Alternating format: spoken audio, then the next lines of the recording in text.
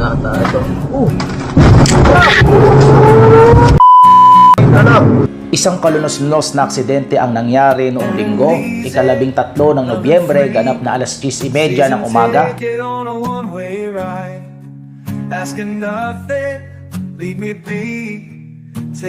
Sa viral video, makikitang nakahandusay sa gilid ng kalsada ang rider ng motorsiklo matapos makabanggaan ng isang van sa Marilake Highway sa bahagi ng Tanay Rizal noong Miyerkules. My friends are gonna be there too. I'm on the highway.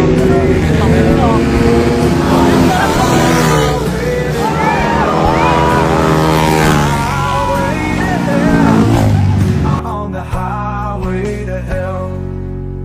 No stop sign, speed limit. Nobody's gonna slow me down. Like a wheel, gonna spin. Hello! Welcome back to my channel. Nandito na naman tayo para sa investigation. Aalamin natin kung ano ba talaga ang misteryong nababalot sa Marilake. Kung totoo bang kababalaghan o hindi. Time check, ano na ba ngayon? 5:55. Inahabol namin yung ilaw.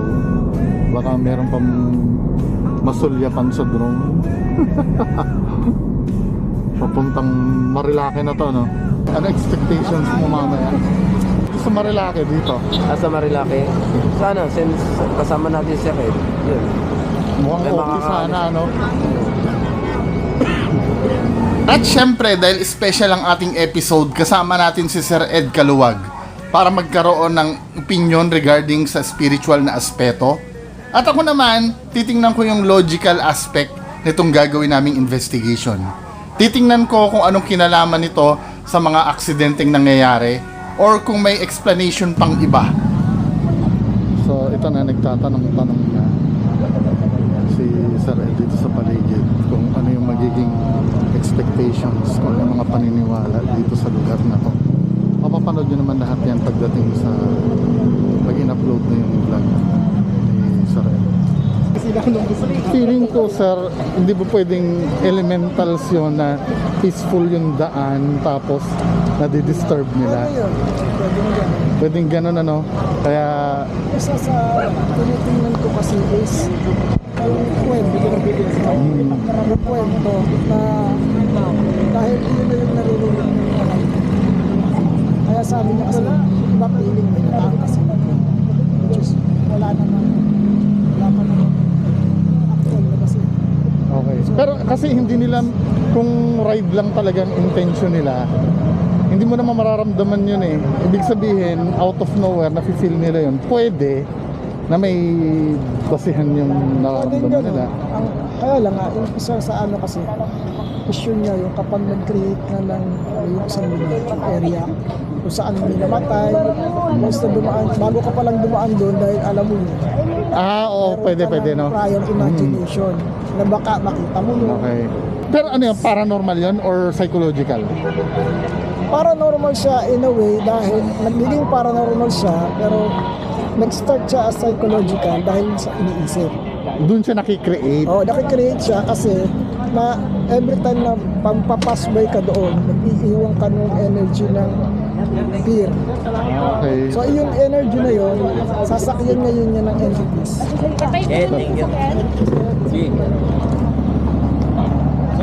Nakakapanibago na ganun magsalita si Sir Ed na based on kanyang size up sa mga nakakausap niya, eh parang minimal lang yung paranormal na nangyayari sa Marilake Highway. Again, mamaya samahan nyo kami imbestigahan yung mga lugar kung may mararamdaman siya doon. At ako din naman, mag-o-observe din ako sa kapaligiran kung ano ba talaga ang nagiging cause ng mga aksidente. Isang daan lang ba yun? Isang daan lang. Okay. Yung mismong Palo Alto Oo. Doon sa ano, sa may garden cottage, yun na natin ilalim. Anong meron doon?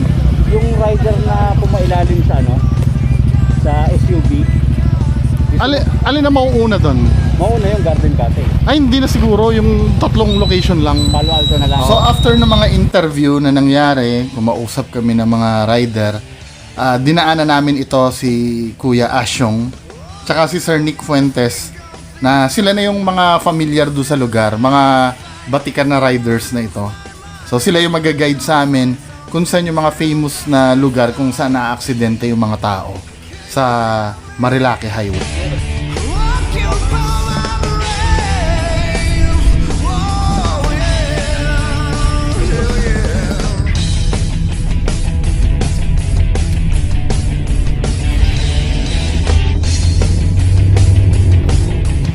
So nandito kami dito sa tinatawag nilang Palo Alto.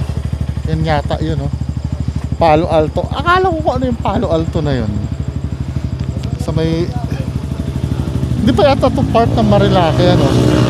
Part na ba ng Marilake to? Hindi pa. Marilaki na to. Ay, Marilake na to. Basta Marikina, Marikina yun eh. Ah. Bali ito kasi mahaba yan eh. Kaya Marilaki, Marikina, Laguna, Quezon, Rizal. So ito na yun. Ito yung unang titigilan namin dito sa Marilake. Nakikita nyo? Ito yung highway.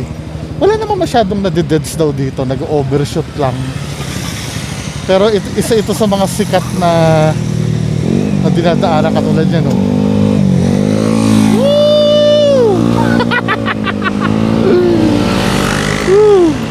May sharp curve kasi dito. Oscar! Oscar! Oscar!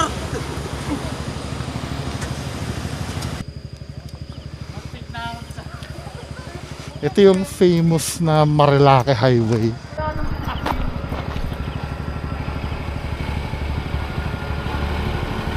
May mga dadaan yan. May tok-tok.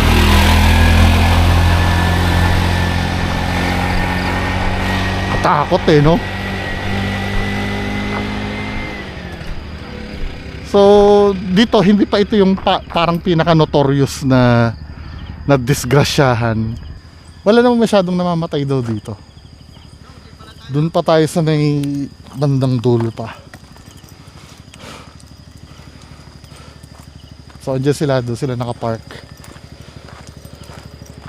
Pero tutur ko kayo gabi sa Marilake.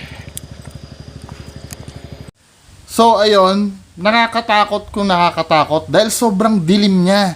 Walang ilaw sa daan, kundi yung mga cat's eye lang dyan sa gitna ng daan na nakikita nyo. Kaya titingnan pa rin namin, pero so far, yung takot na paranormal, parang wala akong nararamdaman. Nakakatakot siya dahil ang bibilis ng mga sasakyan, na sa isang iglap biglang may parating na rumaragas ang kotse o motor. Oscar! Magmo-move on sa ibang location, parang wala namang masyadong nasense si Sir Ed dito. Motor. Gusto ko sa sinabi ni Sir Ed, nagbigay siya ng logical explanation na yung daan nga curve, kung makikita nyo kasi parang hindi naman talaga siya more on aksidente lang talaga, hindi paranormal. So tara na. So next, Devil's Corner na yung susunod. Tapos habang nasa kotse kami, ito, may kinikwento si Sir Noriel. Pati pala yung driver namin. Ano yung kinikwento mo? Dito nakatingin kasi ako, may nakita ako sa sa labas. Na nakaitim ng t-shirt tsaka gray na hanggang dito lang. So, mukhang tao talaga. Mukhang tao talaga. Hindi mo lang makikita yung taas. Baka kasi nakaganito siya. Wala ka naman naramdaman na feeling na parang Hindi, wala. something. So on the way kami papunta sa Devil's Corner. Hindi, baka naman naglalakad na tao lang. Wala wala hinahanap ko nga Nakita daw ni Sir Noriel. Pati yung driver namin nakita din daw. Sabi nila. Kaya inano ko kaagad Sinabi ko kasi biglang nawala napansin pala niya. Okay. Ito na yung Devil's Corner? Ha? Ayan, paliko na yan. Wala naman namatay dito eh, no? Yung ano, yung nasagasaan yung paa na sumalpok sa pick-up. Yung tinatawag nilang Devil's Corner. Isa sa mga sikat na ano ng Marilake. Yan oh. Ganda. Ganda naman kasi talaga ng kurbada nito, no? Dito yan, oh. Yung mga ano, yung mga namimitik, dito Oh. mga nakapwesto yan. Tapos yung mga nag-overshoot, eto kanal yan eh. Oh. Yan, kanal yung gilid na yan. Kadalasan dito tumatama yan. Sa area na yan. Magano ka na? Investigate ka dito? Di naman, parang baseline lang. Pwede naman tumawid. Pwede, tayo mo lang may dumaan. Oscar! So dito yung ano, dito napupunta yung mga Oscar, no? Diyan.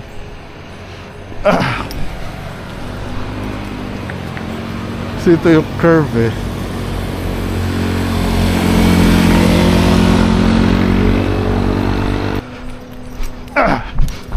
Tayo muna mag-investigate bago si Sir Ed. So, ang ginawa namin, chinek namin ang EMF reading sa kapaligiran. Ano ba yung EMF? Ito yung electromagnetic field sa paligid. Pinaniniwalaan na ang spirits or multo ay gawa sa electromagnetic field. So, minimeasure namin kung irregular yung reading pero parang wala naman. So, zero dito. For me, titingnan natin opinion ni Sir Ed mamaya. Ako, scientifically speaking, zero yung EMF reading sa kapaligiran. Yan, pwede na yan. Basta green lang siya. Stable lang. Merong paunti-unti, no? Pero hindi...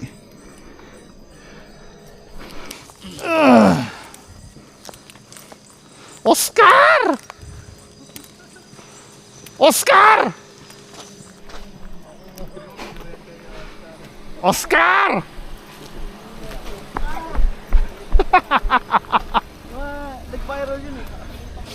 So ayun, zero ang reading sa Devil's Corner. Wala talaga, kahit kilabot, walang nararamdaman. Nagkakaroon lang ng kilabot kapag may mga mabibilis na sasakyan na dumadaan. Dahil yun talaga, salpok talaga ang mararanasan mo doon kapag nagkamali tayo ng pagtawid. So proceed tayo next location. Yung final, yung Manukan. Tara. Wala. Tara. At bago kami umalis, may mga nakasunod pala sa amin. Noong una kinabahan ako eh. Pero yun pala mga fans ni Sir Ed Kaluwag. Magpapapicture lang pala kay Sir Ed. Ano meron?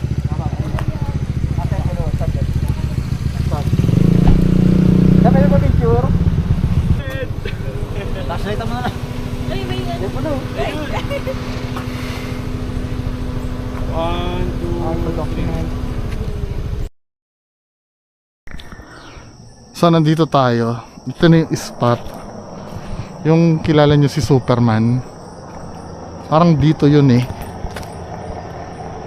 Dito na ano si Superman.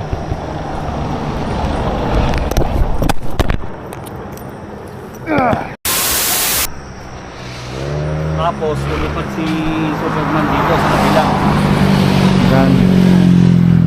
Dito siya dinampot eh. Yan dito lang parami yung PCS.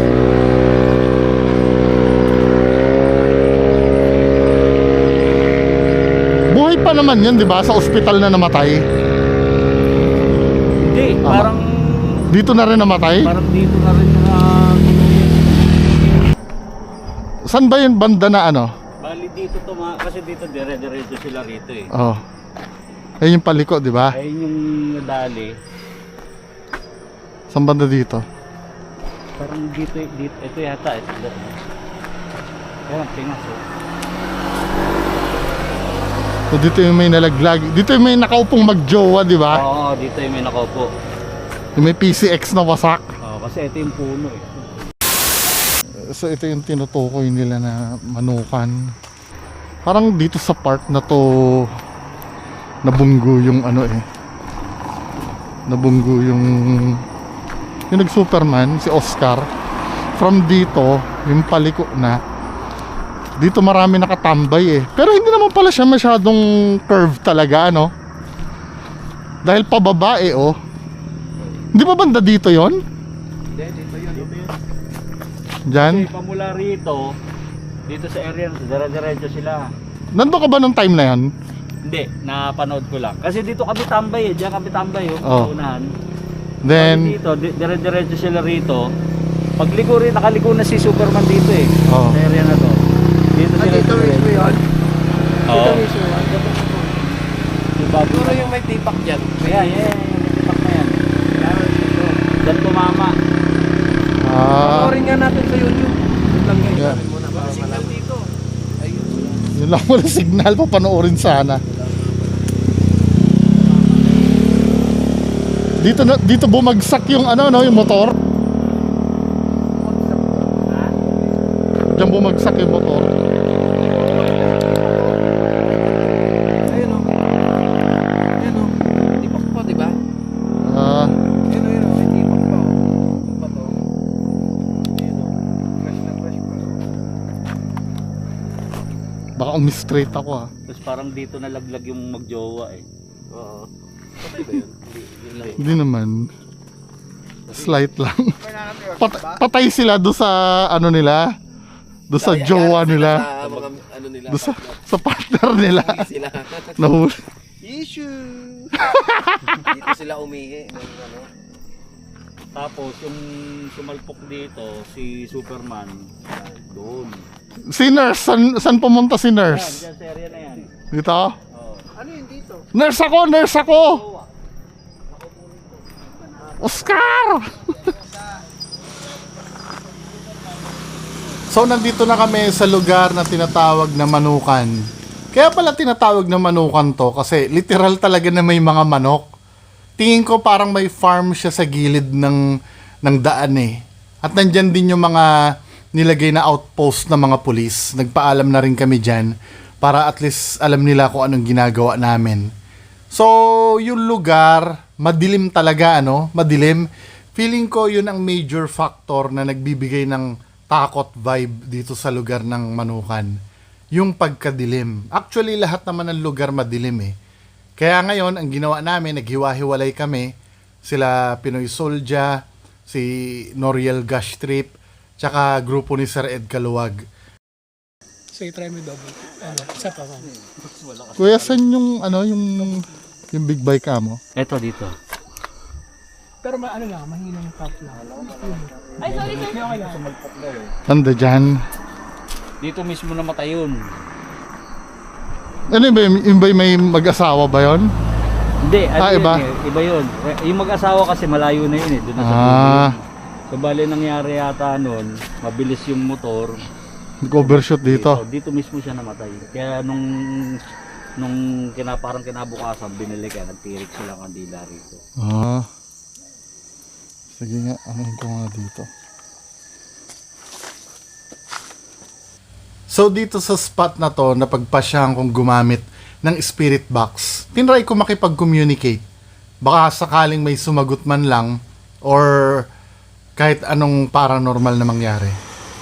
Sila Sir Ed nandun sa dulo. Doon sa dulo. Kay Superman. Dito tayo dito sa may naka big bike. Lalaki o babae? Lalaki yun. So gagamit tayo spirit box, no? Supposed to be dapat merong masasagap dito na boss. Ano? Nandito ka ba? Yung namatay daw na big bike.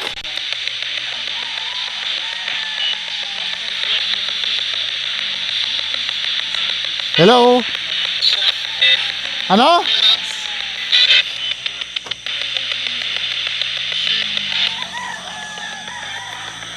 Matagal mo ako na-response pag ganito eh.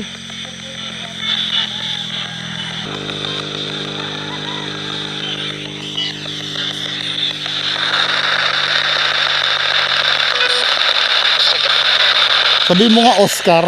Oscar. Oscar!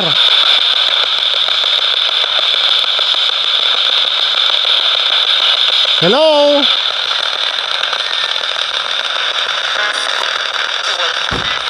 Ano sabi mo? Dito sa part na to, parang may mist ako napansin sa taas ng ulo ko, kasabay nung parang boses sa spirit box. Panoorin nyo.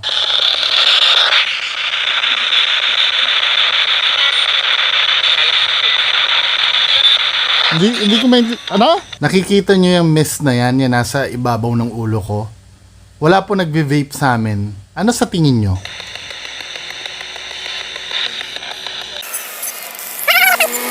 Maingay yung ano eh.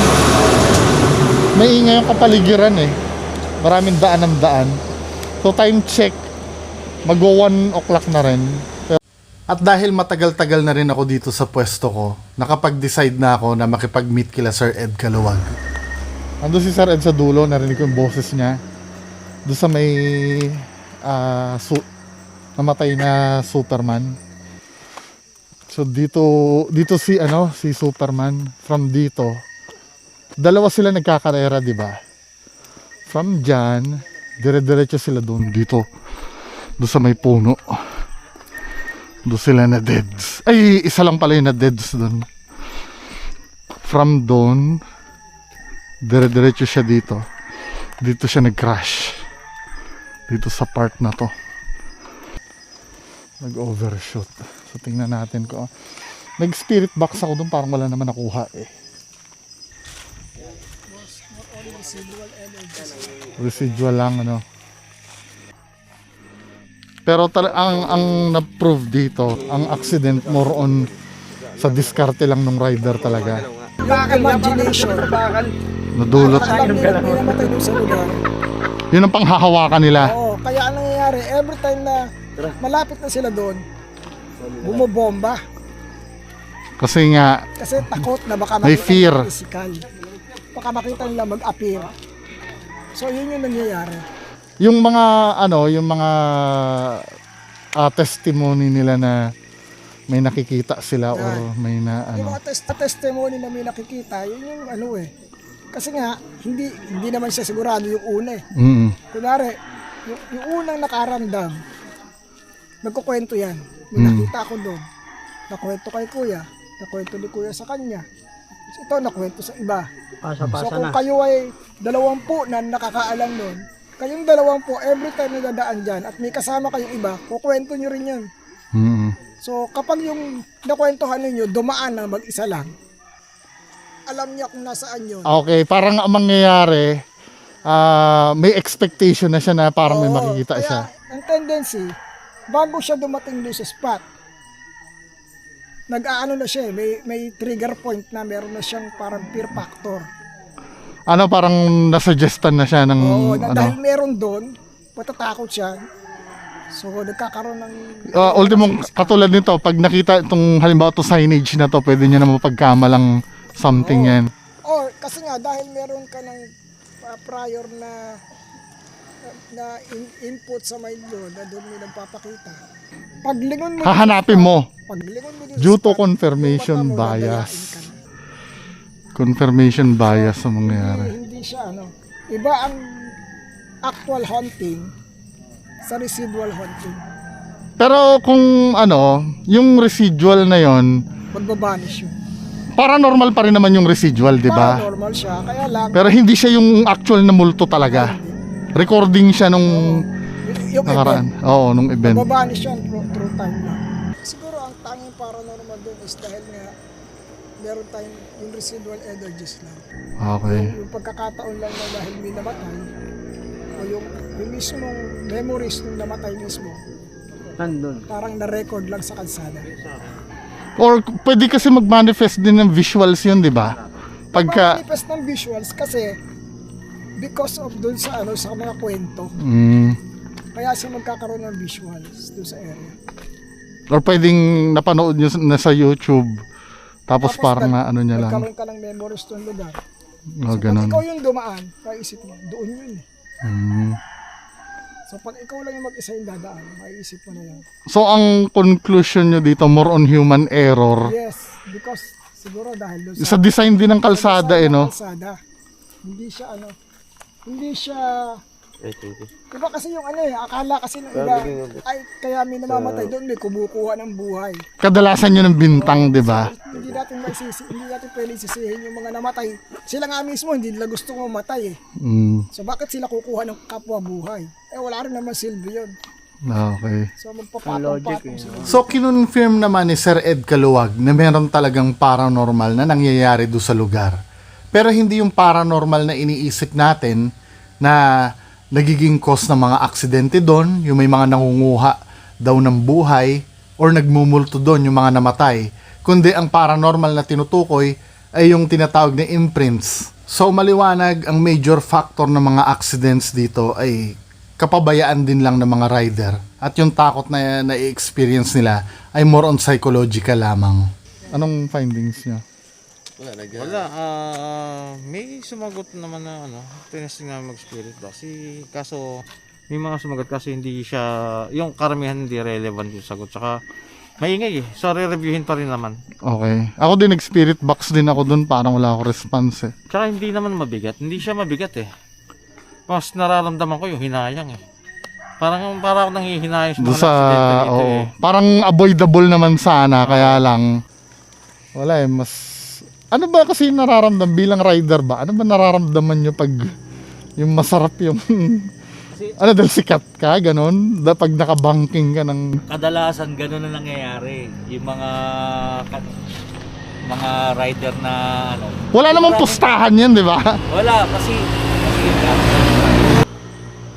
Pero hindi dahil yun sa mga pumipitik sa dahil sa self-fulfillment na lang siguro na ikaw yung may hawak ng throttle eh, kahit sandamakmak na namimitik dyan.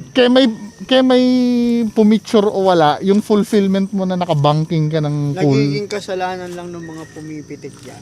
Pag dumarating na sa point na tatawagin mo pa, kakawala pa yung rider. Okay. Nawawala na yung focus. Pero hindi naman sila ganon kadalasan. Meron, May- pero Hindi konti lang. Hindi siya sapat para mag-cause ng accident. Hindi siya sapat eh. Hindi pa rin nila kasalanan. Kasi Ay, yung pinipicture na may kabit daw. Yung pinipicture na may nahuhuli. Na may kampas. Kasalanan talaga. Talsin yun. Kaya yun. So, debunked yung sinasabi nila may nangunguha. May na ano. Kasalanan ng mga rider. Ito mga kasama natin sa rider sila Sir Nick Fuentes tsaka Sir Asyong Salonga. Ang biyahe ni Asyong. Asyong. So, yun ang conclusion. Although na nakakatakot ng mga men. Lalo na dito, saan ba yung lugar na yun? Kung saan siya na-disgrasya? Ito, dito sa spot na to, tinry nilang imbestigahan ito eh. Kaya lang talagang wala talaga. Kahit ako din pumunta ko, hindi naman ako natatakot. Pero sabi ng ibang rider na pupunta dito, nakakatakot daw talaga. Nakakatakot in the sense na syempre madilim. Normal naman na yun eh. Pero paranormal, meron man residual. Hindi siya yung parang yung talagang nangunguha. 'Di ba? O yung mga yung disgrasya dito, wala naman nakuha. Huwag niyo iisipin na nakakatakot to. Nakakatakot dahil madilim. Yun lang. Maraming salamat sa inyo lahat. Bye-bye. I'm on a highway to